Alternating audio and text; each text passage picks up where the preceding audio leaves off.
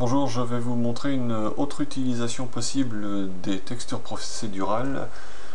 On va essayer de représenter un métal rouillé. Donc je vais éditer le matériau. Voilà, je vais en fait définir deux couches qui vont coexister et dont les poids seront réglés à l'aide d'une texture procédurale.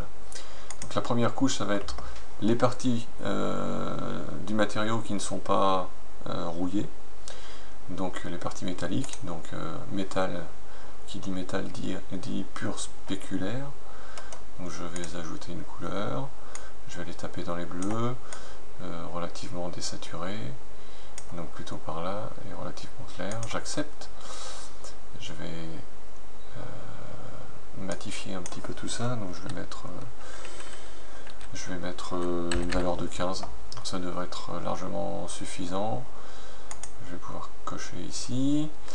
Voilà, donc ça sont les parties qui ne seront pas ou peu affectées par la rouille.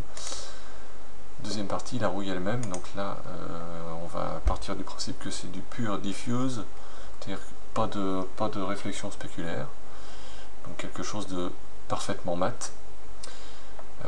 Donc j'ajoute une couleur, je vais aller taper cette fois-ci dans les oranges, et puis je vais prendre un orange relativement saturé et sombre. Voilà, on va dire que ça c'est bien, on accepte.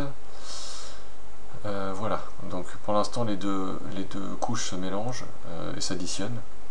Donc on va régler les poids, donc on clique ici, je supprime les couleurs par défaut et je vais ajouter mes textures procédurales. Je vais reprendre le Windy Texture ici et ici également. Alors l'idée, bon, on a un premier aperçu, mais bon, c'est pas très joli. L'idée c'est que les zones qui seront occupées par la couche 1 ne devront pas l'être par la couche 2 et inversement. Donc il va falloir inverser ces deux textures. L'idée quand je regarde la texture ici, ça va être de dire je voudrais que ce qui n'est pas rouillé soit plutôt ces zones là qui pour l'instant sont sombres. Donc je vais aller éditer la texture procédurale, je vais simplement inverser le low color et le high color. Donc du noir je vais passer au blanc, j'accepte, et du blanc je vais passer au noir, j'accepte. Donc bon, le résultat n'est pas frappant ici, et je vais modifier un petit peu ces données ici. Je vais monter ici à 1 et je vais monter ici à 0,7 ou 0,63. si je fais 0,6, ouais, on va rester à 0,6. je vais faire la même chose ici sans toucher les valeurs de noir et blanc. Et donc monter à 1 ici et monter à 0,6 ici.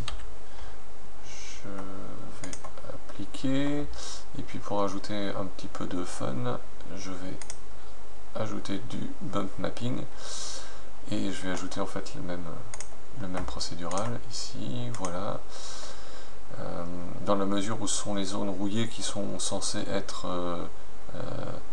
les zones abîmées, donc les zones plus basses. Je vais laisser la texture telle qu'elle est, puisque en fait un bump map c'est une carte du relief.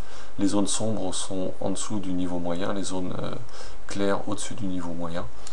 Donc ça colle parfaitement avec ce qu'on veut. Je vais simplement baisser l'intensité, je vais baisser à 0,5.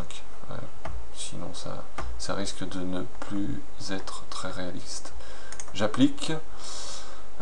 C'est à peu près tout, je ferme et puis je vais pouvoir lancer le rendu. Donc comme d'habitude je garde mon MLT qui donne les résultats les plus photoréalistes. je règle mon nombre de threads au maximum pour que ça aille le plus vite possible. Je clique OK. Et c'est parti pour quelques minutes à quelques dizaines de minutes de rendu.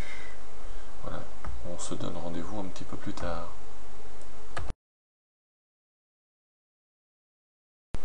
Voilà, on se retrouve quelques dizaines de minutes plus tard, en fait quasiment 1 heure, et voici le résultat. Je vais rafraîchir. Hop, voilà.